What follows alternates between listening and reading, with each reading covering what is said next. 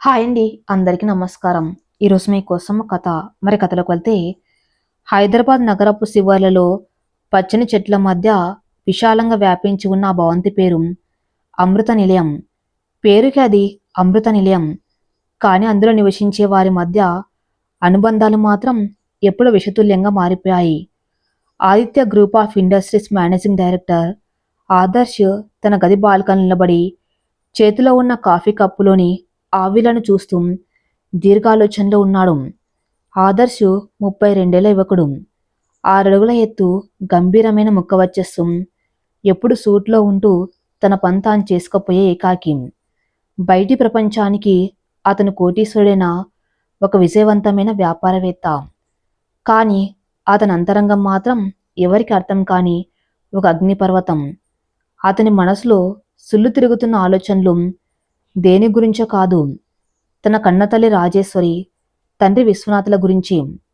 గత్తలుపు చెప్పుడు కావటంతో ఆదర్శ్ అటు తిరిగాడు. పట్టుచీరలో ఒంటి నిండా ఖరీదైన వజ్రాభరణాలతో అతని తల్లి రాజేశ్వరి లోపలికి వచ్చింది.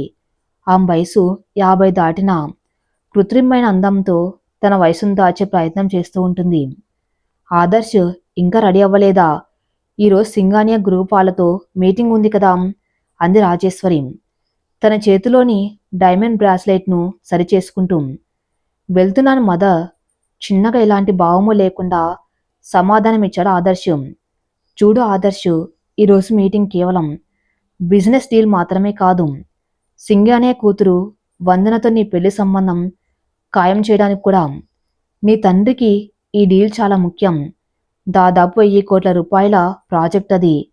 వందనను నువ్వు పెళ్లి చేసుకుంటే ఈ ప్రాజెక్టు మన సొంతం అవుతుంది.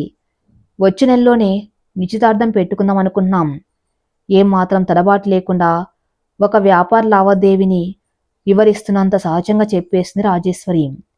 ఆదర్శ్ పెదవుల మీద ఒక చేదు నవ్వు మెరిసింది. పెళ్ళి, నా జీవితం, ఇవన్నీ కేవలం 1000 కోట్ల కోసం అమ్ముడయ్యే సరుకులన్నమాట. మీ ఇద్దరికీ నా ఇష్టాయిష్టాలతో పనిలేదు కదా? రాజేశ్వరి ముఖంలో కాస్త చిరాకు కనిపించింది. ఇందులో ఇష్టాల ప్రసక్తి ఎక్కడి నుంచి వచ్చింది ఆదర్శ్? మనం ఉన్న స్థాయికి, మన స్టేటస్కి తగ్గ సంబంధం ఇది. నీ తండ్రి ఈ గ్రూప్ని ఎంత కష్టపడి పైకి తెచ్చాడో నీకు తెలుసు కదా. అయినా ప్రేమ, ఆప్యాయత ఇవన్నీ మధ్యతరగతి వాళ్ళకి సరిపోతాయి. మనకు డబ్బు, పవర్ కావాలి. ఆదర్శ్ కళ్ళు ఎరుపెక్కాయి. అతని మనసులో చెప్పలేని అసహ్యం కట్టలు తెంచుకుంటుంది. తన తండ్రి విశ్వనాథ్కి డబ్బు తప్ప మరొక ప్రపంచం లేదు. భార్య ఏం చేస్తున్నా, ఎవరితో తిరుగుతున్నా పట్టించుకున్నంత స్వార్థమైంది. ఇక తల్లి రాజేశ్వరి సమాజంలో గౌరవప్రదమైన స్థానంలో ఉంటూనే తన క్లబ్ ఫ్రెండ్, కుటుంబ లాయర్ అయిన అవినాష్తో ఆమె నడుపుతున్న అక్రమ సంబంధం ఆదర్శ్కు తెలుసు. ఆ విషయం తెలిసిన రోజున ఆదర్శ్ మనసు ముక్కలైపోయింది. తన తల్లిదండ్రుల బూటకపు జీవితం, వారి మోసపూరితమైన నవ్వులు చూస్తూ ఉంటే అతనికి ఊపిరి ఆడినంత పని అవుతుంది. అలాంటి వారిప్పుడు తన జీవితాన్ని కూడా ఒక బేరానికి పెట్టడం అతని తీవ్రమైన మానసిక శోభకు గురి చేస్తుంది. సరే, నేను ఆఫీస్కి వెళ్తున్నాను అని ముక్తసరిగా చెప్పి అక్కడి నుండి గబాగబా బయటకు నడిచాడు ఆదర్శ్. కారులో ఆఫీస్కి వెళ్తున్నంతసేపు ఆదర్శ్ మనసులో ఒకటే ఆలోచన. ఈ పెళ్లిని ఎలా ఆపాలి? వందన్ లాంటి అహంకారి అయిన అమ్మాయిని పెళ్లి చేసుకుని తాను తన తల్లిదండ్రులాగానే ఒక నరక కూపంలో బతకాలా? లేదు, అలా జరగటానికి వీల్లేదు. తన జీవితాన్ని వాళ్ళ స్వార్థానికి బలి కానివ్వకూడదు. కాని వాళ్ళని ఎదిరించడం ఎలా? తండ్రి బెదిరింపులు, తల్లి ఎమోషన్ బ్లాక్మెయిల్స్, వీటన్నిటినీ తట్టుకోవాలంటే తన దగ్గర ఒక బలమైన అస్త్రం ఉండాలి. Car Aditya group head quarters ముందు ఆగింది. డోర్ తీసుకుని బయట దిగిన ఆదర్శం ఎప్పట్లాగే గంభీరంగా లోపలికి నడిచాడు. సీఈఓ ఫ్లోర్కి చేరుకోగానే సిబ్బంది అందరూ అలర్ట్ అయ్యారు. అతని క్యాబిన్ ముందున్న డెస్క్ దగ్గర ఫైల్స్ చూసుకుంటుంది నందిని. నందిని ఆదర్శ్కు ఎగ్జిక్యూటివ్ అసిస్టెంట్. సాధారణమైన కాని హుందాతనంతో కూడిన కాటన్ చుడిదార్లో ఉంది. నుదుటి మీద చిన్న బొట్టు, కళ్ళలో నిజాయితీ, పని పట్ల అంకితభావం. ఆఫీస్లో ఆదర్శ్కు అత్యంత నమ్మకస్తురాలైన ఉద్యోగి ఆమె. గడిచిన 3 ఏళ్లుగా ఆదర్శ్కు కుడి భుజంలో పనిచేస్తుంది. ఆమెను చూడగానే ఆదర్శ్ మనసులో తెలియని ఒక ప్రశాంతత. తన చుట్టూ ఉన్న స్వార్థపూరిత ప్రపంచంలో ఇలాంటి కల్మషం లేని ఏకైక మనిషి ఆమె. Good morning sir. నందిని లేచి నిలబడి వినయంగా పలకరించింది. Good morning Nandini. ఆ సింగానియా ఫైల్ ఒకసారి నా క్యాబిన్కి తీసుకురా అని చెప్పి లోపలికి వెళ్ళాడు. లోపలికి వచ్చిన నందిని ఫైల్ను టేబుల్ మీద పెట్టింది. ఆదర్శ్ ఆమె వైపు తీక్షణంగా చూశాడు. ఎప్పట్లాగా ముఖం ప్రశాంతంగా లేదు. కళ్ళ కింద నల్లటి వలయాలు స్పష్టంగా కనిపిస్తున్నాయి. ఏదో తీవ్రమైన ఆందోళన ఆమెను తొలుస్తున్నట్టుగా ఆ ముఖం చెబుతుంది. ఏంటి నందిని, ఒంట్లో బాగులేదా? చాలా డల్గా కనిపిస్తున్నావు అడిగాడు ఆదర్శ్ తన గొంతులో ఉన్న ఆందోళనను దాచుకుంటూ. నందిని ఉలిక్కిపడింది. ఏ ఏం లేసా, ఐఆమ్ ఫైన్. నిన్న రాత్రి సరిగ్గా నిద్రపట్టలేదు అంతే అని కంగారుగా సమాధానమిచ్చింది. సరే, ఏమైనా ప్రాబ్లం ఉంటే యూ కెన్ టెల్ మీ అన్నాడు ఆదర్శం. ఆమె థ్యాంక్స్ సార్ అని చెప్పి బయటకు వెళ్ళిపోయింది. ఆ రోజు మధ్యాహ్నం లంచ్ సమయంలో ఆదర్శ్ క్యాబిన్ తలుపు కొద్దిగా తెరిచి ఉంది. బయట ఎవరు లేరు. నందిని తన డెస్క్ దగ్గర కూర్చుని ఫోన్ మాట్లాడుతుంది. ఆమె గొంతులో వణుకు, ఏడుపు స్పష్టంగా ఆదర్శ్కు వినిపిస్తున్నాయి. అమ్మా, నేను చెప్పేది విను. నాన్నగారి ఆపరేషన్కి రేపటికల్లా 5 లక్షలు కావాలి. నేను ఈరోజే ఆఫీస్లో అడ్వాన్స్ అడిగాను. కానీ ముందు తీసుకున్న లోన్ ఇంకా తీర్చలేదు కాబట్టి ఇవ్వలేమన్నారు. ఆ ఫైనాన్స్ వాళ్ళ ఇంటికి వస్తే వాళ్ళని కాస్త ఓపిక పట్టమని చెప్పు. నేను ఎలాగైనా డబ్బు అరేంజ్ చేస్తాను. నాన్నగారిని జాగ్రత్తగా చూసుకోమ్మా అంటూ కన్నీళ్లు తుడుచుకుంటుంది నందిని. ఆ మాటలు విన్న ఆదర్శ్ గుండె కలుక్కుమంది. నందిని తండ్రికి గుండె జబ్బు ఉందని, వాళ్ళ ఆర్థిక పరిస్థితి అంతంత మాత్రమేనని అతనికి తెలుసు. కానీ పరిస్థితి ఇంత విషమంగా ఉందని అతనికి తెలియదు. తన దగ్గర పనిచేసే ఒక అత్యుత్తమ ఉద్యోగి అలాంటి కష్టాల్లో ఉంటే అడగటానికి కూడా ఆమెకున్న ఆత్మగౌరవం అడ్డు వస్తుందని అతనికి అర్థమైంది. అదే సమయంలో అతని ఫోన్ మోగింది. తండ్రి విశ్వనాథ్ నుంచి కాల్. ఆదర్శ్, సింగానియాతో మాట్లాడాను. వచ్చే ఆదివారమే వందనతో నీ ఎంగేజ్మెంట్. No arguments. ఈ పెళ్లి జరగాల్సిందే. లేదంటే ఈ కంపెనీలో నీ స్థానం, నీ పవర్ అన్నీ లాగేసుకుంటాను. అర్థమైందా? గద్దించి ఫోన్ పెట్టేశాడు. ఆదర్శ్కు ఊపిరి ఆగిపోయినంత పనైంది. ఒకవైపు తల్లి అక్రమ సంబంధం తెచ్చిన అసహ్యం, మరోవైపు తండ్రి బ్లాక్మెయిల్, ఇంకోవైపు అహంకారి అయిన అమ్మాయితో బలవంత పెళ్లి. తన చుట్టూ ఉన్న ఉచ్చు బిగుసుకుంటుంది. ఈ ఉచ్చు నుండి తప్పించుకోవాలంటే ఏదో ఒకటి చేయాలి. ఏదైనా పిచ్చి పని, అనూహ్యమైన పని చేయాలి. అతని చూపు అసంకల్పితంగా అద్దం గుండా బయట డెస్క్ దగ్గర కన్నీళ్లు తుడుచుకుంటున్న నందిని మీద పడింది. ఆమెకు డబ్బు అవసరం. తనకు ఒక రక్షణ కవచం అవసరం. ఒక స్వార్థపూరితమైన కానీ ఇద్దరికి ఉపయోగపడే ఒక విపరీతమైన ఆలోచన ఆదర్శ్ మెదడులో మెరిసింది. ఆలోచన రాగానే అతనికి తన మీద తనకి అసహ్యం వేసింది.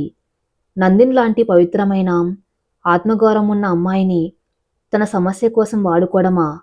తను కూడా తన తండ్రిలాగే తయారవుతున్నాడా? కాని మరొక దారి లేదు. ఈ ఒక్క అవకాశాన్ని వాడుకుంటే ఆ వందనతో పెళ్లి తప్పించుకోవచ్చు. నందిని సమస్యలు తీర్చవచ్చు. భవిష్యత్తులో ఆమె జీవితం సెటిల్ అయ్యేలా చేయవచ్చు. ఎలాగూ తనకు ఎవరితో జీవితాన్ని పంచుకోవాలనే కోరిక లేదు. తన తల్లిదండ్రుల వైవాహిక జీవితం చూశాక అతనికి పెళ్లి అనే వ్యవస్థపైన నమ్మకం పోయింది. అందుకే ఇది కేవలం ఒక కాంట్రాక్ట్. సాయంత్రం 6 గంటలు. ఆఫీస్లోని ఉద్యోగులంతా ఇంటికి వెళ్ళిపోయారు. బయట ఆకాశం నల్లబడి మెల్లగా వర్షం మొదలైంది. ఏసి చప్పుడు తప్ప క్యాబిన్లో మరే శబ్దమూ లేదు. నందిని తన బ్యాగ్ సర్దుకుని ఆదర్శ్ క్యాబిన్లోకి వచ్చింది. సా, నా వర్క్ పూర్తయింది. నేను వెళ్ళొచ్చా అని అడిగింది. ఆదర్శ్ తన కుర్చీలోంచి లేచి క్యాబిన్ పెద్ద అద్దాల కిటికీ దగ్గరికి వెళ్ళి వర్షాన్ని చూస్తూ నిలబడ్డాడు. అతనిలో ఏదో అంతర్మదనం జరుగుతుందని నందినికి అర్థమైంది. నందిని, కూర్చో గంభీరంగా అన్నాడు ఆదర్శ్. ఆమె భయపడుతున్న సోఫాలో కూర్చుంది.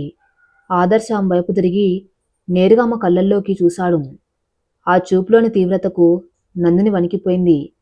నందిని, నీకు మీ నాన్నగారు ఆపరేషన్ కోసం 5 లక్షలు కాదు, నీ కుటుంబం జీవితాంతం ఇలాంటి ఆర్థిక ఇబ్బందులు పడకుండా ఉండడానికి 50 లక్షల రూపాయలు ఈ క్షణంలో నీ అకౌంట్లోకి ట్రాన్స్ఫర్ చేస్తాను అన్నాను నెమ్మదిగా. నందిని ఆశ్చర్యంతో నిశ్చేష్టురాలైంది. మధ్యాహ్నం తన ఫోన్లో మాట్లాడుకున్నది సార్ వినేశాడా? అంత పెద్ద అమౌంట్ ఎందుకు ఇస్తా అంటున్నాడు? సా నాకు అర్థం కాలేదు తడబడుతూ అంది. అర్థం కావడానికి ఇక్కడేమీ లేదు నందిని. నేను నీకు డబ్బిస్తాను. దానికి ప్రతిఫలంగా నాకు నీ నుండి ఒక సహాయం కావాలి. ఏంటి సార్ అది? నా ప్రాణం ఇచ్చైనా మీ రుణం తీర్చుకుంటాను. మీరు నా కుటుంబాన్ని కాపాడడానికి దేవుళ్ళ ముందుకొచ్చారు. భావోద్వేగంతో అంది నందిని. ఆదర్శ్ పెదవుల మీద ఒక విషాదకరమైన నవ్వు మెరిసింది. నేను దేవుణ్ణి కాదు నందిని. నా స్వార్థం కోసం ఎదుటివారి బలహీనతను వాడుకోబోతున్న ఒక సామాన్య మానవుణ్ణి. నేను అడగబోయే సహాయం వింటే నువ్వు నన్ను అసహించుకుంటావు. నందిని గుండె వేగంగా కొట్టుకోవడం మొదలైంది. చెప్పండి సా. ఆదర్శ్ గొంతు సవరించుకొని ఒక్క క్షణం కళ్ళు మూసుకొని తెరిచాడు. నన్ను పెళ్లి చేసుకుంటావా నందిని? కేవలం 2 నెలల పాటు ఒక కాంట్రాక్ట్ లాగా. ఆ మాటలు వినగానే నందిని చెవిలో పిడుగు పడ్డట్టయింది. సోఫాలోంచి శృంగ్లా పైకి లేచింది. ఆమె కళ్ళలో ఆశ్చర్యం, భయం, కోపం, అవమానం అన్నీ కలగాపులంగా కనిపించాయి. సార్, ఏం మాట్లాడుతున్నారు మీరు? నా దరిద్రాన్ని చూసి నన్ను కొనుక్కోవచ్చని అనుకుంటున్నారా? ఆడపిల్ల ఆత్మగౌరవం మీ దృష్టిలో ఒక వ్యాపార వస్తువా? నాకు మీ డబ్బు వద్దు, ఏమి వద్దు. నేను రిజైన్ చేస్తున్నాను అంటూ కన్నీళ్లతో అక్కడి నుంచి వెళ్ళిపోవడానికి దారితీసింది. నందిని ఆగు. ఆదర్శ్ గొంతులో ఎన్నలేనంత ఆర్తి, వేదన ధ్వనించాయి. ఆ గొంతులోని బాధకు నందిని అడుగులు అక్కడే ఆగిపోయాయి. నువ్వు వెళ్ళిపోవాలంటే వెళ్ళిపోవచ్చు నందిని. కానీ ఒక్కసారి నా మాట విను. నేను నిన్ను అవమానించాలని ఈ మాట అనలేదు. నేను ఎంత నిస్సహాయ స్థితిలో ఉన్నానో నీకు తెలియదు అంటూ మొదటిసారి తన ఆత్మగౌరవాన్ని పక్కన పెట్టి ఒక సామాన్యుల్లా తన బాధను వెళ్ళగక్కడా ఆదర్శ్. తన కుటుంబంలోని బూటకపు సంబంధాలు, తన తల్లిదండ్రుల నకిలీ ప్రవర్తన గురించి పూర్తిగా చెప్పకపోయినా తను ఎంత నరకం అనుభవిస్తున్నాడో, తనను ఒక బిజినెస్ డీల్ కోసం ఎలా బలి చేయబోతున్నాడో వివరించాడు. తన తండ్రి బలవంతంగా చేస్తున్న పెళ్లిని ఆపడానికి, తనకు చట్టబద్ధంగా వివాహమైనట్టు నిరూపించుకోవడానికి మాత్రమే ఈ కాంట్రాక్ట్ మ్యారేజ్ అని చెప్పాడు. 2 నెలల తర్వాత ఆ డీల్ క్యాన్సిల్ అయ్యాక ఎవరికి తెలియకుండా మ్యూచువల్ డైవర్స్ తీసుకుని వెళ్ళిపోవచ్చు. ఆమె భవిష్యత్తుకి ఎలాంటి ఇబ్బంది రాకుండా తను చూసుకుంటానని ప్రాధేయపడ్డాడు. నందిని మౌనంగా అతని మాటలు వింటుంది. తన బాసు అందరికీ సింహంలా కనిపించే ఆదర్శ్ వెనక ఇంతటి మానసిక శోభ ఉందా? కోర్టులో ఉన్న ప్రశాంతత లేని తన జీవితం చూసి ఆమెకు జాలి వేసింది. అదే సమయంలో తన కళ్ళ ముందు మృత్యువుతో పోరాడుతున్న తన తండ్రి ముఖం కదలాడింది. డబ్బు లేకపోయినా తన కుటుంబం రోడ్డున పడుతుంది. తన తండ్రి ప్రాణాలు గాల్లో కలిసిపోతాయి. తన ఆత్మగౌరవం ముఖ్యమా? తండ్రి ప్రాణాలు ముఖ్యమా? క్యాబిన్లో నిశ్శబ్దం అలుముకుంది. బయట వర్షం హోరు పెరుగుతుంది. నందిన్ తన మనసులో జరుగుతున్న యుద్ధాన్ని అదుపు చేసుకుంటూ కళ్ళు తుడుచుకుని ఆదర్శ్ వైపు చూసింది. నా తండ్రి ప్రాణాలు నిలబెట్టడం కోసం నా జీవితాన్ని పణంగా పెట్టడానికైనా నేను సిద్ధమే సా. కానీ ఇది కేవలం కాంట్రాక్ట్ మాత్రమే కదా. 2 నెలల తర్వాత నేను నా దారిన వెళ్ళిపోవచ్చు కదా అడిగింది గద్గద స్వరంతో. ఆదర్శ్ గుండెల్లో ఏదో తెలియని బాధ సూదిలా గుచ్చుకుంది. అవును నందిని, కేవలం 2 నెలలు. నీకు నేను ఒక బాస్ లాగానే ఉంటాను. ఈ వివాహం కేవలం కాగితాల మీద, నా తల్లిదండ్రులకు చూపించడానికి మాత్రమే అన్నాడు దృఢంగా. కానీ తన మనసు లోపల ఎక్కడో నందిని పట్ల ఉన్న గౌరవం, ఒక తెలియని ఇష్టం అతన్ని వెంటాడుతూనే ఉన్నాయి. సరే సా, నేను అంగీకరిస్తున్నాను. ఆ మాటలు అంటున్నప్పుడు ఆమె గొంతు జీరబోయింది. ఆదర్శ్ వెంటనే తన లాకర్ తెరిచి ముందుగానే ప్రింట్ చేసి ఉంచుకున్న కాంట్రాక్ట్ పత్రాలను బయటకు తీశాడు. అందులో ప్రతి నిబంధన స్పష్టంగా ఉంది. నందిని ఏమాత్రం చదవకుండానే సంతకం చేసింది. ఇప్పుడు ఎలా సా? పెళ్లి జరిగినట్లు వాళ్లకు ప్రూఫ్స్ కావాలి కదా అడిగింది నందిని. ఆమె గొంతులో భయం స్పష్టంగా తెలుస్తుంది. ఆదర్శ్ తన ఫోన్ తీసుకుని క్యాబిన్లోని టేబుల్ మీద సెట్ చేశాడు. వీడియో రికార్డింగ్ ఆన్ చేశాడు. తన జోబులోంచి ఒక చిన్న వెల్వెట్ బాక్స్ తీశాడు. అందులో ఒక అందమైన వజ్రపు ఉంగరం ఉంది. దాన్ని తీసుకున్నప్పుడే ఆదర్శ్కు అనిపించింది తనెందుకింత ముందు చూపుతో ఉంగరం కొన్నాడు. తను ఒప్పుకోకపోతే ఏం చేద్దామనుకున్నాడు. బహుశా నందిని తను కాదనలేదులే అని నమ్మకమా, లేక ఆమె పట్ల తనకున్న దాగిన ప్రేమ. నందిని ఇలా రా అని పిలిచాడు. నందిని వణుకుతున్న అడుగులతో అతని దగ్గరకు వెళ్ళి నిలబడింది. ఆదర్శ్ ఆమె కుడి చేతిని తన చేతుల్లోకి తీసుకున్నాడు. ఆమె చేతులు మంచుగడ్డలా చల్లబడిపోయాయి. వీడియో రికార్డింగ్ అవుతూ ఉండగా ఆదర్శ్ కెమెరా వైపు చూస్తూ గంభీరంగా మాట్లాడాడు. నేను ఆదర్శ్ నా ఇష్టపూర్వకంగా నందిని వివాహం చేసుకుంటున్నాను.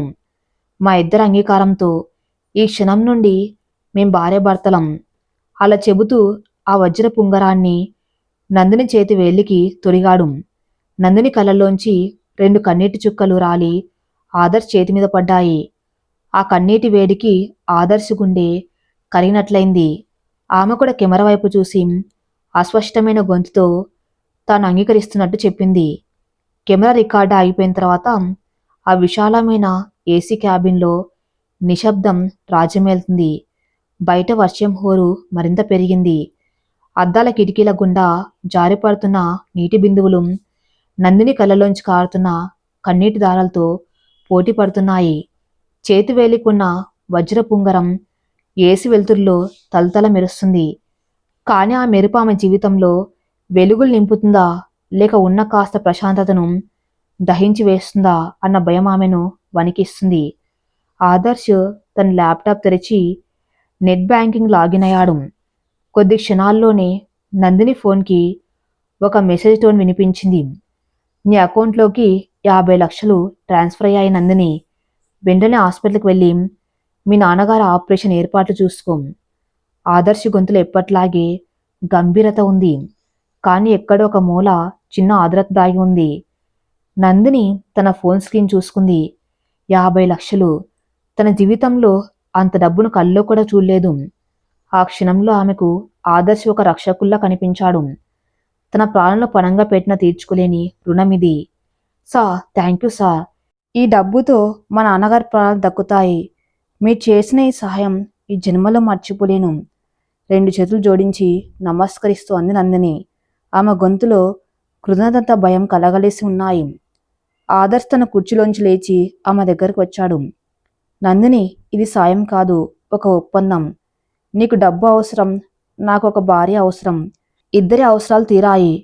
అంతే, ఇక నువ్వు బయలుదేరు. హాస్పిటల్కి వెళ్ళడానికి నా డ్రైవర్ని అరేంజ్ చేస్తాను. వర్షం పడుతుంది, నువ్వు ఒక్కదాని వెళ్ళవద్దు. అతని మాటల్లోని కరుకుదనం వెనక ఉన్న శ్రద్ధను నందిని గ్రహించలేకపోయింది. వద్దు సా, నేను వెళ్ళగలను. ఆటోలో వెళ్ళిపోతాను అంటూ తన బ్యాగ్ తీసుకుని వేగంగా క్యాబిన్ బయటకు నడిచింది. ఆమె వెళ్తున్న వైపు చూస్తూ నిలబడ్డాడు ఆదర్శం. తన స్వార్థం కోసం ఒక అమాయకురాలి జీవితాన్ని పావుల వాడుకున్నానా అన్న అపరాధ భావం అతన్ని ఒక్క క్షణం వేధించింది. కానీ తన తల్లిదండ్రుల కుట్రల నుండి బయటపడ్డానికి ఇంతకంటే వేరే మార్గం లేదు. సిటీ హాస్పిటల్ కారిడార్లో ఫినాయిల్ వాసన, మందుల వాసన కలగలిసి వస్తుంది. ఐసీయూ బయట నేల మీద కూర్చుని ఏడుస్తుంది నందిని తల్లి పార్వతి. ఆమె కట్టుకున్న కాటన్ చీర మాసిపోయి ఉంది. కళ్ళల్లో నీరు ఇంకిపోయి ప్రాణం లేని బొమ్మల శూన్యంలోకి చూస్తుంది. అప్పుడే ఉరుకులు పరుగుల మీద అక్కడికి చేరుకుంది నందిని. వర్షానికి తడిసిన బట్టలు, చెదిరిన జుట్టు, రొప్పుతున్న శ్వాస. ఆమెను చూడగానే పార్వతి లేచి పరిగెత్తుకుంటూ వచ్చి కూతుర్ని కౌగలించుకుంది. నందిని, మీ నాన్న పరిస్థితి బాగోలేదమ్మా. డాక్టర్ గారు వెంటనే ఆపరేషన్ చేయకపోతే ప్రాణాలు దక్కవంటున్నారు. డబ్బులు కట్టకపోతే థియేటర్లోకి తీసుకెళ్ళమంటున్నారు. ఏం చేయాలి తల్లి అంటూ బోర్న విలపించింది. నందిని తల్లిని సముదాయిస్తూ, ఏడవకమ్మా, నేను డబ్బులు తెచ్చాను, నాన్నకేమీ కాదు అంటూ ధైర్యం చెప్పి వెంటనే రిసెప్షన్ కౌంటర్ దగ్గరకు పరుగులు తీసింది. బిల్లింగ్ కౌంటర్ దగ్గర తన డెబిట్ కార్డు స్వైప్ చేసి అడ్వాన్స్ అమౌంట్ కట్టేసింది. ఆ రసీదు తీసుకుని డాక్టర్కి ఇవ్వగానే క్షణాల్లో ఏర్పాటు జరిగిపోయాయి. నందిని తండ్రి రామచంద్రరావును స్ట్రెచ్చర్ మీద ఆపరేషన్ థియేటర్లోకి తీసుకెళ్లారు. ఆపరేషన్ థియేటర్ తలుపులు మూసుకున్నాక బయట బెంచ్ మీద నీరసంగా కూలబడింది నందిని. పార్వతి ఆశ్చర్యంగా కూతురి వైపు చూసింది. ఇంత డబ్బు ఎక్కడిది నందిని? ఎవరిని అడిగావే? మన బంధువులెవరు 10 రూపాయలు కూడా ఇవ్వడానికి ముందుకు రాలేదు కదా? నందిని గుండె వేగంగా కొట్టుకుంటుంది. తన మెడలో మంగళసూత్రం లేదు. కాని చేతికున్న ఉంగరం, తను చేసుకున్న కాంట్రాక్ట్ వివాహం, ఇవన్నీ తల్లికి ఎలా చెప్పాలి? చెబితే ఆమె తట్టుకోగలదా? ఆదర్శ్ లాంటి కోటీశ్వరుని తన బాస్ని తాను రహస్యంగా పెళ్లి చేసుకుని చెబితే గుండె జబ్బుతో ఉన్న తండ్రికి ప్రాణగండం తప్పదు. అది మా ఆఫీస్లో మన పరిస్థితి తెలిసి మా సీఈఓ గారు ఆదిత్య గ్రూప్ చారిటీ ఫండ్ నుండి శాంక్షన్ చేశారమ్మా. నా జీతంలో నెలా నెలా కట్ చేసుకుంటారు. నువ్వేం భయపడకు అని కళ్ళల్లోకి చూస్తూ అబద్ధం చెప్పింది నందిని. పార్వతి 2 చేతులు పైకెత్తి దేవుడికి దండం పెట్టుకుంది. ఆ బాబు చల్లగా ఉండాలి. మన పాలిట దేవుళ్ళ వచ్చాడు. నా మాంగల్యం నిలబెట్టాడు అంది కన్నీళ్లతో. ఆ మాట వినగానే నందిని చేతివేలికి ఉన్న ఉంగరం మరింత బరువుగా అనిపించింది. తల్లి మాంగల్యం నిలబడ్డం కోసం తన జీవితాన్ని ఒక కాంట్రాక్ట్ మాంగల్యానికి ఎలా తాకట్టు పెట్టిందో తలుచుకుని ఆ మనసు మూగగా రోధించింది. రాత్రి 9 గంటలు. అమృత నిలయం విద్యుత్ దీపాల వెలుగులో ఇంద్రభవనంలా వెలిగిపోతుంది. విశాలమైన డ్రాయింగ్ రూమ్లో ఖరీదైన ఇటాలియన్ మార్బల్ ఫ్లోరింగ్, గోడల నిండా ఇటలీ నుండి తెప్పించిన పెయింటింగ్స్, మధ్యలో స్ఫటికంలా మెరిసిపోతున్న షాన్లియర్. రాజేశ్వరి ఒక ప్రముఖ ఈవెంట్ మేనేజ్మెంట్ కంపెనీ వాళ్ళతో మాట్లాడుతుంది. వచ్చే వారం జరగబోయే ఆదర్శం వందల నిశ్చితార్థం వేడుకకు డెకరేషన్ ఎలా ఉండాలి, మెనులో ఎన్ని రకాల వంటకాలు ఉండాలి అని చర్చిస్తుంది. మరోవైపు సోఫాలో కూర్చున్న విశ్వనాథ్ ఖరీదైన స్కాచ్ విస్ తాగుతూ సింగానియాతో ఫోన్ మాట్లాడుతున్నాడు. Don't worry సింగానియాజీ, next week engagement ఘనంగా జరుగుతుంది. ఆ 1000 కోట్ల ప్రాజెక్ట్ పేపర్స్ మీద ఎంగేజ్మెంట్ రోజుని మనం సైన్ చేస్తున్నాం. ఆదర్శ్కి వందన అంటే చాలా ఇష్టం అంటూ బిగ్గరగా నవ్వుతూ ఫోన్ పెట్టేశాడు. సరిగ్గా అదే సమయానికి మెయిన్ డోర్ తీసుకుని లోపలికి అడుగు పెట్టాడు ఆదర్శ్. అతని ముఖం ఎప్పట్లాగానే భావరహితంగా ఉంది. సూట్ బటన్స్ విప్పుతూ టై వదులు చేసుకుంటూ నెమ్మదిగా హాల్లోకి వచ్చాడు. ఆదర్శ్, రా నాన్న చూడు, decoration theme peach and gold అంటే బాగుంటుందని నా ఉద్దేశం. వందనకి ఆ కలర్స్ అంటే చాలా ఇష్టమట. నువ్వేమంటావు? ఉత్సాహంగా అడిగింది రాజేశ్వరి. విశ్వనాథ్ కూడా గ్లాస్ పక్కన పెట్టి, ఆ సూట్ కోసం ఇటాలీ నుండి డిజైనర్ రేపు వస్తున్నాడు. సింగానియా వాళ్ళ స్టేటస్కి ఏమాత్రం తగ్గకూడదు మన ఫంక్షన్ అన్నాడు అధికార స్వరంతో. ఆదర్శ్ సోఫాలో కూర్చుని వాళ్ళ వైపు సూటిగా చూశాడు. ఆ చూపుల్లోని కాఠిన్యానికి రాజేశ్వరి మాటలు ఆగిపోయాయి. ఈవెంట్ మేనేజర్స్ని బయటికి వెళ్ళమని సైగ చేశాడు ఆదర్శ్. వాళ్ళు వెళ్ళిపోయాక డ్రాయింగ్ రూమ్లో నిశ్శబ్దం ఆవరించింది. నిశ్చితార్థం జరగదు డాడ్, ఆ డెకరేషన్స్, ఆ సూట్స్ అన్నీ క్యాన్సిల్ చేసేయండి ప్రశాంతమైన గొంతుతో కానీ బాంబు పేల్చినట్టు చెప్పాడు ఆదర్శ్. విశ్వనాథ్ ఉలిక్కిపడ్డాడు. ఏయ్, ఏం నీ ఉద్దేశం? నా మాటని ఎదిరించే ధైర్యం వచ్చిందా నీకు? ఆ సింగానే డీల్ ఎంత ముఖ్యమో నీకు తెలుసు కదా? కోపంగా రిచాడు. డీల్ ముఖ్యమైతే మీరు చేసుకోండి పెళ్ళి, నేను మాత్రం వందనను పెళ్లి చేసుకోను. ఎందుకంటే నాకు ఇప్పటికే పెళ్ళైపోయింది. ఏ మాత్రం తొనక్కుండా అన్నాడు ఆదర్శ్. రాజేశ్వరి గుండె ఆగినంత పనింది. ఏం మాట్లాడుతున్నావు ఆదర్శ్? Are you mad? వెళ్ళిపోవడం ఏంటి? ఎవరిని చేసుకున్నావు? భయంగా అడిగింది. ఆదర్శ్ తన ఫోన్ తీసి టీవీకి క్యాష్ చేశాడు. రిమోట్తో ప్లే బటన్ నొక్కాడు. 80 అంగుళాల ఆ టీవీ తెర మీద ఆఫీస్ క్యాబిన్లో నందిని ఆదర్శ్ నందిని చేతికి ఉంగరం తొడగటం, తన ఇష్టపూర్వకంగా ఆమెను భార్యగా అంగీకరిస్తున్నానని చెప్పటం, నందిని కన్నీళ్లతో దానికి సమ్మతించటం అన్ని స్పష్టంగా వినిపిస్తున్నాయి. ఆ వీడియో చూస్తున్న విశ్వనాథ్ ముఖం కోపంతో ఎర్రబడింది. చేతిలోని విస్కీ గ్లాస్ని బలంగా నేలకేసి కొట్టాడు. పగిలిన గాజు ముక్కలు హాల్ అంతా చెల్లా చెదురుగా పడ్డాయి. రాజేశ్వరి సోఫాలో కుప్పగూలిపోయింది. ఎవర్రా ఈమె ఆఫీసులో నీ ముందు ఫైల్స్ మోసే అసిస్టెంట్ కదా. ఒక పని పిల్లను ముష్టిదాన్ని మా కోడలుగా తీసుకువస్తావా? నీకు బుద్ధి ఉందా? గర్జించాడు Vishwanatham. Mind your language dad. Adarsh గొంతు మొదటిసారిగా గదిలో ప్రధ్వనించింది. ఆమె పేరు నందిని. నా భార్య. నా ఆఫీసులో ఉద్యోగి కావచ్చు, కానీ ఆమె క్యారెక్టర్ మీ ఇద్దరికంటే చాలా పవిత్రమైంది. కోట్ల రూపాయల కోసం కొడుకు జీవితాన్ని తాకట్టు పెట్టి మీ మనస్తత్వం కంటే ఆమె పేదరికం చాలా గొప్పది. రాజేశ్వరి కన్నీళ్లు పెట్టుకుంటూ, ఆదర్శ్, మమ్మల్ని ఇంతలా అవమానిస్తావా? సమాజంలో మనకున్న పరువు ప్రతిష్టలు ఏమైపోవాలి? ఆ సింగాన్యాయికి మనం ఏ ముఖం చూపించాలి? ఆ అమ్మాయి నిన్ను డబ్బు కోసం బుట్టలో వేసుకుని ఉంటుంది, అంతే కదా అని అంది. ఆదర్శ్కి నవ్వు వచ్చింది. పరువు ప్రతిష్ట ఈ పదాలు మీ నోటి నుండి వస్తూ ఉంటే వినడానికి చాలా విడ్డూరంగా ఉంది మదర్.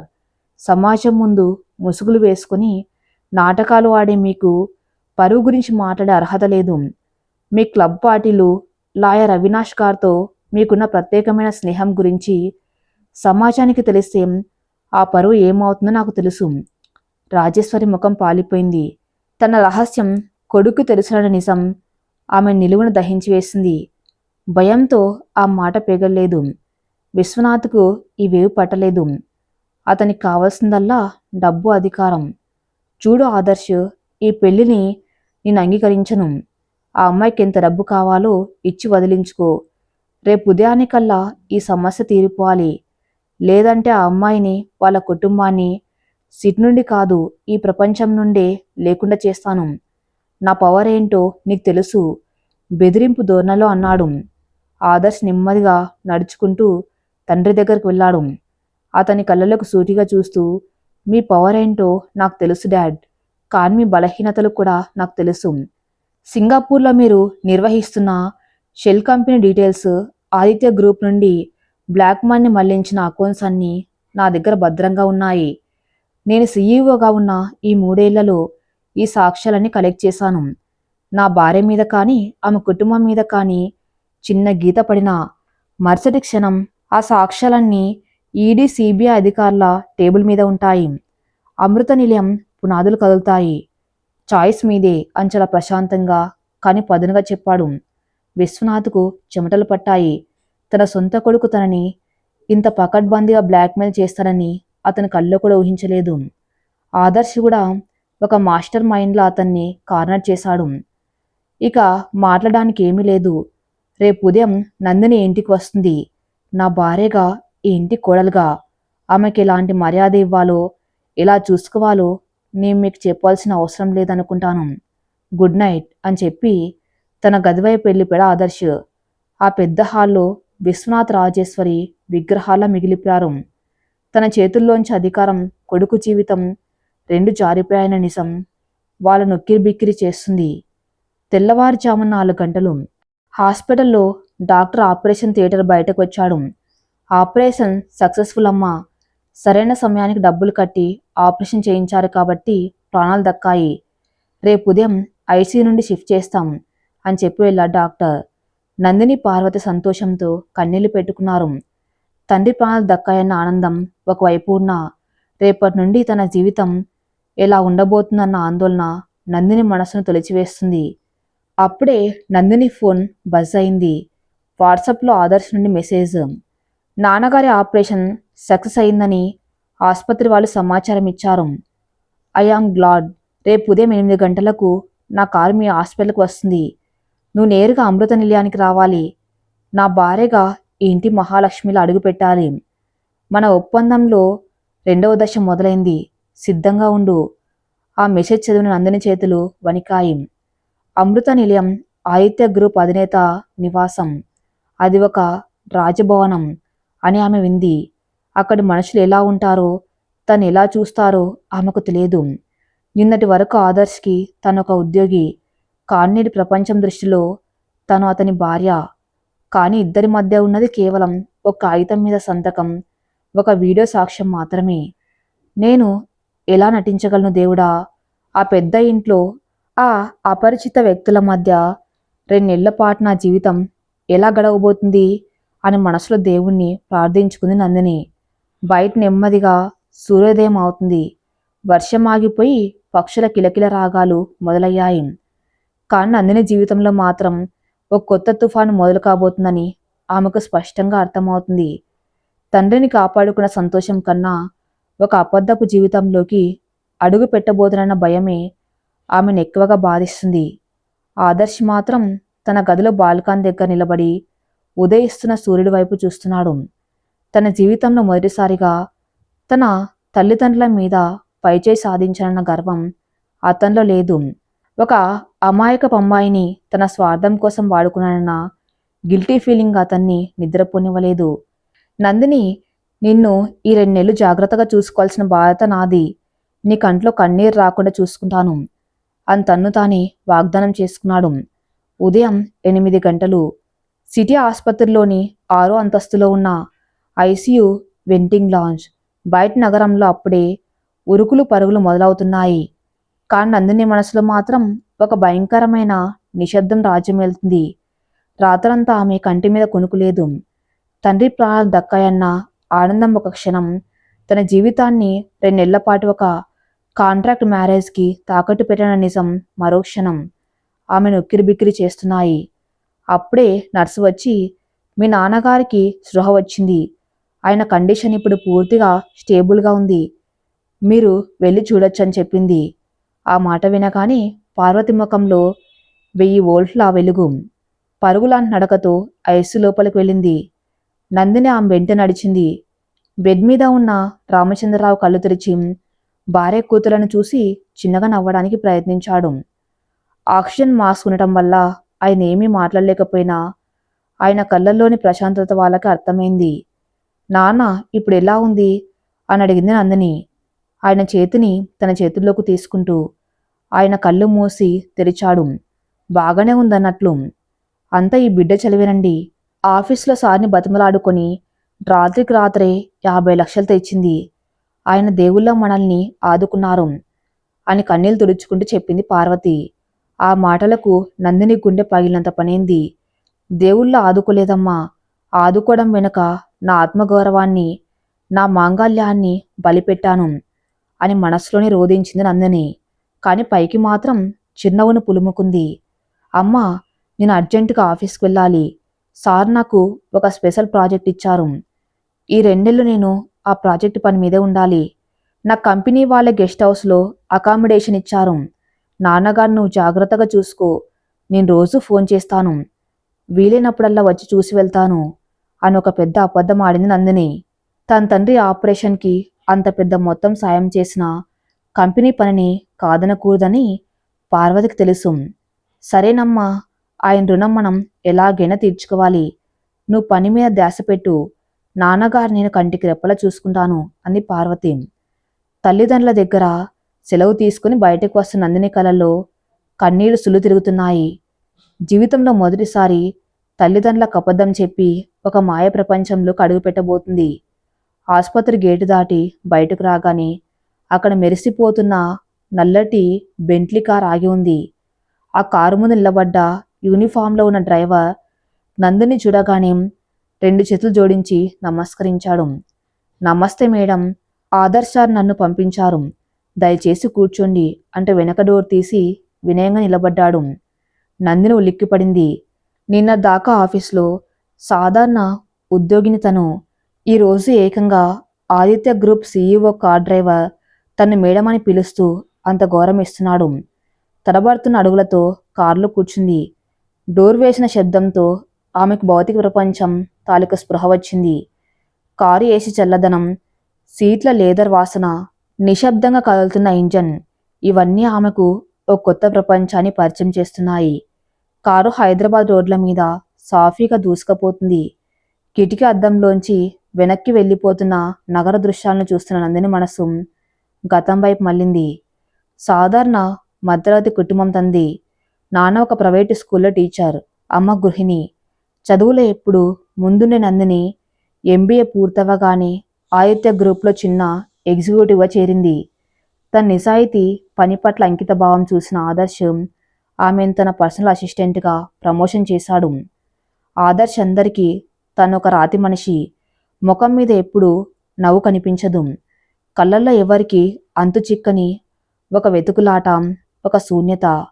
ఎవరితో అనవసరంగా మాట్లాడు, పనిలో చిన్న తప్పు జరిగినా క్షమించడు. అలాంటి రాక్షసుడి దగ్గర పనిచేయటం ఎలా అని మొదట్లో భయపడింది నందిని. కాని దగ్గర నుండి చూశాక ఆ కరుకుదనం వెనక ఉన్న ఒక క్రమశిక్షణ, ఒక నిబద్ధత ఆమెను ఆకట్టుకున్నాయి. కానీ ఆ నిశ్శబ్ద అగ్నిపర్వతం తన జీవితాన్నిలా తనలో కలిపేసుకుంటుందని ఆమె కల్లో కూడా ఊహించలేదు. నేను నిజంగానే అతనికి భార్యగా నటించగలనా? అతనికి నా మీద ఏ కోరిక లేదని, ఇది కేవలం ఒప్పందమని చెప్పాడు. కానీ ఆ ఇంట్లో ఉన్న అతని తల్లిదండ్రులు, వారి బంధువుల మధ్య నన్ను నేను ఎలా నిరూపించుకోవాలి? ప్రశ్నలు ఆ మెదడును తొలిచివేస్తున్నాయి. మేడం, వచ్చేశాం. డ్రైవర్ గొంతు విని ఉలిక్కిపడి కిటికీలోంచి బయటకు చూసింది నందిని. కారు ఒక పెద్ద ఇనుప గేటు ముందు ఆగింది. సెక్యూరిటీ గార్డ్స్ సెల్యూట్ చేస్తూ గేట్లు తెరిచారు. లోపలికి ప్రవేశించగానే అదొక వేరే ప్రపంచంలా అనిపించింది. 2 ఎకరాల విస్తీర్ణంలో ఉన్న పచ్చని లాను, మధ్యలో పాలరాతి ఫౌంటైన్, దాని చుట్టూ రంగురంగుల పూల మొక్కలు. ఆ లానికి చివరిగా రాజభవనాన్ని తలపించి అమృత నిలయం భవంతి. ఆ భవనం వైభవానికి, తన సామాన్య స్థితికి మధ్య ఉన్న ఆఘాతాన్ని చూసి నందిని గుండె వేగం పెరిగింది. పోర్టికోలో కారు ఆగ్గానే డ్రైవర్ దిగి వచ్చి డోర్ తీశాడు. బయటకు అడుగుపెట్టిన నందిని కాళ్ళు వణుకుతున్నాయి. మెట్ల మీద నిలబడి ఉన్నాడు ఆదర్శ్. బ్లాక్ ట్రౌజర్, వైట్ షర్ట్లో చేతులు జోబులు పెట్టుకుని గంభీరంగా చూస్తున్నాడు. అతని చూపులు ఆమెను పైనుండి కిందకు పరిశీలించాయి. సాధారణమైన లేత నీలం రంగు చుడిదారం, కళ్ళ కింద ఇంకా మాయ నలసట, ముఖంలో భయం. కానీ ఆ భయంలో కూడా ఒక సహజమైన అందం, ఒక ఆత్మాభిమానం అతనికి కనిపించాయి. ఆదర్శ్ మెట్లు దిగి ఆమె దగ్గరకు వచ్చాడు. భయపడకు నందిని, ఈ ఇంటికి నువ్వు నా అసిస్టెంట్గా రాలేదు, నా భార్యగా వచ్చావు. తలెత్తుకుని నడువు. లోపల జరిగే పరిణామాలకు నేను బాధ్యుణ్ణి. నీకు నేను ఒక రక్షణ కవచంలా ఉంటానని ప్రామిస్ చేశాను. దానికి కట్టుబడి ఉంటాను అని మెల్లగా, కేవలం ఆమెకు మాత్రమే వినిపించేలా చెప్పాడు. ఆ మాటలు ఆమెకు కొన్నంత ధైర్యాన్నిచ్చాయి. అవును, తను తప్పు చేయలేదు. తన తండ్రి ప్రాణాల కోసం అమ్ముడు పోలేదు. ఒక ప్రాణాన్ని నిలబెట్టడానికి ఒక త్యాగం చేసింది. ఆ భుజాలు నిటారుగా అయ్యాయి. నడకలో ఆత్మవిశ్వాసం వచ్చింది. ఆదర్శ్ పక్కన నడుస్తూ ఆ విశాలమైన భవంతిలోకి అడుగుపెట్టింది. డ్రాయింగ్ రూమ్లో వాతావరణం ఉక్కబోతుగా ఉంది. ఏసీ ఆన్లో ఉన్నప్పటికీ అక్కడ మనుషుల మధ్య ఉన్న టెన్షన్ ఆ గదిని వేడెక్కిస్తుంది. సోఫాలో గంభీరంగా కూర్చొని ఉన్నాడు విశ్వనాథ్.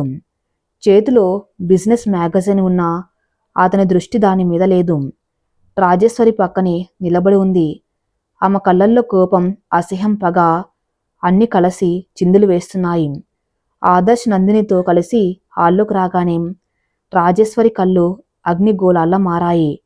తన కొడుకు ఒక సామాన్యమైన, ఏ హోదా లేని ఆడపిల్లను ఈ ఇంటి కోడలుగా తీసుకురావటం ఆమెకు ఒక పీడకల్లా అనిపిస్తుంది. కానీ రాత్రి ఆదర్శ్ ఇచ్చిన వార్నింగ్ ఆమెను కట్టిపడేసింది. తమ చీకటి వ్యాపారాలు, తన అక్రమ సంబంధం సాక్ష్యాలు వాడి దగ్గర ఉన్నాయి. ఒకవేళ నోరు జారితే రోడ్న పడక తప్పదు. Dad, mother, she's Nandini, my wife. ఏ మాత్రం తడబాటు లేకుండా చాలా ప్రశాంతంగా పరిచయం చేశాడు ఆదర్శ్. విశ్వనాథ్ మ్యాగజైన్ పక్కన పడేసి ఒకసారి నందిని తీక్షణంగా చూశాడు. నీ ఇష్టం వచ్చినట్లు నిర్ణయాలు తీసుకుని ఈ ఇంటి పరువును బజార్న పడేశావు ఆదర్శ్. అయినా సరే నువ్వు మా కొడుకు కాబట్టి క్షమిస్తున్నాం. ఈ ఇంట్లో ఆమె ఎలా ఉండాలో, ఆమె పరిమితులు ఏంటో ఆమెకు చెప్పు. ఈ ఇంటి పద్ధతులు, మర్యాదలు ఆమెకు నేర్పు. మాకు అవమానం జరిగితే మాత్రం ఊరుకోను అంటూ అక్కడి నుండి తన షడు రూంలోకి విసావిసా నడిచిపోయాడు. రాజేశ్వరి మాత్రం నందిని దగ్గరికి వచ్చింది. నందిని చేతులు జోడించి నమస్కరించబోతూ ఉంటే ఆమె వారించింది. నమస్కారాలు, కట్టుబాట్లు ఇవన్నీ నా దగ్గర ప్రదర్శించకు. నువ్వు మా కొడుకుని ఎలా మాయ చేశావో, ఏ వల వేశావో నాకు అనవసరం. వందన్ లాంటి అందమైన, అంతస్తు ఉన్న అమ్మాయిని కాదని నిన్ను చేసుకున్నాడు అంటే నీ మాయలో పడ్డాడనే అనుకుంటున్నాను. కానీ గుర్తుపెట్టుకో, ఈ ఇంట్లో నీ స్థానం ఒక పని మనిషి కంటే ఎక్కువేమీ కాదు. కేవలం నా కొడుకు కోసం భరిస్తున్నాను. పళ్ళు కొరుకుతూ నెమ్మదిగా గుసగుసలాడినట్లు చెప్పింది రాజేశ్వరి. నందిని గుండెల్లో బాకు దించినట్లు అనిపించింది ఆ మాట. కానీ ఆ మౌనంగా ఉండిపోయింది. ఇది కాంట్రాక్ట్ అని చెప్పలేక, వాళ్ళ అసహ్యాన్ని భరించలేక ఆమె కళ్ళు చెమర్చాయి. వెంటనే ఆదర్శ్ ముందుకు వచ్చి నందిని చేయి పట్టుకున్నాడు. నందిని ఉలిక్కిపడింది. అతని స్పర్శలో ఒక అధికారంతో కూడిన భద్రత ఉంది. మద, నందిని నా భార్య. నా భార్యకి ఇంట్లో ఎలాంటి గౌరవం దక్కాలో అది నా చేతుల్లో ఉంది. తన్ని ఎవరైనా అవమానించాలని చూస్తే నేను ఎంతకైనా తెగిస్తానని మీకు రాత్రే చెప్పాను. I hope you remember that అంటూ తల్లివైపు ఒక పదునైన చూపు చూశాడు ఆదర్శం. ఆ చూపులోని హెచ్చరికను అర్థం చేసుకున్న రాజేశ్వరి ఏం మాట్లాడలేక తన గదిలోకి వెళ్ళిపోయింది. ఆదర్శ్ నందిని తీసుకుని మేడ మీద ఉన్న తన మాస్టర్ బెడ్రూమ్కి వెళ్ళాడు. ఆ గది పరిమాణం చూసి నందిని ఆశ్చర్యపోయింది. తమ ఇల్లు మొత్తం కలిపిన ఆ గది అంతా ఉండదు. కింగ్ సైజ్ బెడ్, ఖరీదైన సోఫాలు, ఒక పెద్ద టెలివిజన్, పక్కనే ఒక అటాచ్డ్ స్టడీ ఏరియా, బయట విశాలమైన బాల్కనీ. ఇదంతా ఒక 5 స్టార్ హోటల్ సూట్లా ఉంది. తలుపు మూసి లాక్ చేశాడు ఆదర్శం. ఆ శబ్దానికి నందినిలో మళ్ళీ ఆందోళన మొదలైంది. తనిప్పుడు ఇతనితో ఒంటరిగా ఒకే గదిలో ఉండాలి. కాంట్రాక్ట్ అని చెప్పిన మగాడి మనస్సు ఎప్పుడు ఎలా మారుతుందో ఎవరికి తెలుసు? ఆమె కళ్ళలోని భయాన్ని ఆదర్శ్ గమనించాడు. అతను వెళ్ళి సోఫాలో కూర్చొని టై వదులు చేసుకున్నాడు. రిలాక్స్ నందిని, అంత భయపడవలసిన అవసరం లేదు. నేను నా మాట మీద నిలబడి మనిషి. ఈ రెండెళ్ళి గదిలో మనం 2 వేర్వేరు దీపాల్లా ఉంటాం. ఆ బెడ్ నీది, attached dressing room and washroom నీవే. నేను ఈ సోఫాలో పడుకుంటాను. నాకు బయట ఉన్న బాత్రూమ్ సరిపోతుంది అంటూ స్పష్టంగా చెప్పాడు. నందిని మనసులో ఉన్న ఒక పెద్ద బరువు దిగిపోయినట్లయింది. కానీ సార్, మీరు సోఫాలో పడుకోవటం ఇక్కడ సార్ అని పిలవద్దు నందిని. ఆ మాటల మధ్యలోని ఆపడ ఆదర్శ్. బయట వాళ్ళ ముందు మనం ఆదర్శ్ నందిని. నువ్వు నన్ను ఏమండి అనో లేదా ఆదర్శ్ అని పిలవచ్చు. సార్ అని పిలిస్తే వాళ్ళకి డౌట్ వస్తుంది. ఇక నా నిద్ర గురించి అంటావా? నా జీవితంలో నాకు ప్రశాంతమైన నిద్ర కరువే చాలా ఏళ్ళైంది. సోఫాలో పడుకున్నా, పట్టు పరుపు మీద పడుకున్నా నాకు ఒకటే. అతను గొంతులో పలికిన ఆ తీవ్రమైన వేదన నందిని కలిచివేసింది. అంత డబ్బు, ఇంత పెద్ద సామ్రాజ్యం ఉండి కూడా ఇతను ఎందుకింత ఒంటరిగా ఉన్నాడు? అతని తల్లిదండ్రులు ఎందుకు అతన్ని ఒక శత్రువులా చూస్తున్నారు? ఈ ప్రశ్నల బుర్రలో మేలుతున్నాయి కానీ అడిగే సాహసం చేయలేకపోయింది. నీ బట్టలు, వస్తువులు అన్నీ నేను రేపు నీ ఇంటి నుండి తెప్పిస్తాను.